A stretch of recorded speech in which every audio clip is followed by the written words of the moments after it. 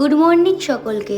আমি good morning বললেও তোমরা কে কখন ভিডিওটা দেখছো আমাকে কিন্তু কমেন্টে বলো। ছুটির দিন ওই বাড়িতে থাকলে তার পরের দিন কিন্তু আমাকে খুব সকালে উঠতে হয়, কারণ পরের দিন কিন্তু আমার একদম সকালে পড়ানো থাকে।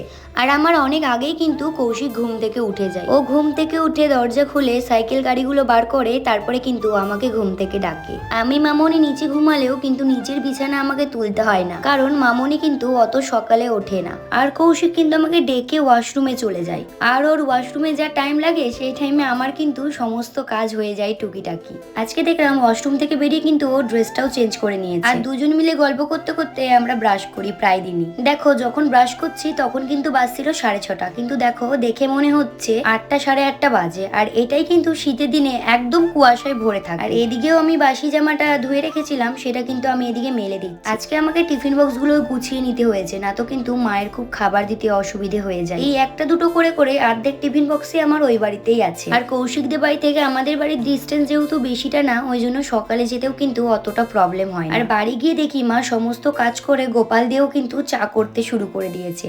আর এবার চাটা খাবো আর আমিও কিন্তু পড়াতে বসে পড়বো। আর তোমরা কিন্তু কমেন্টে জানিও যে ভিডিওগুলো তোমাদের কেমন লাগছে।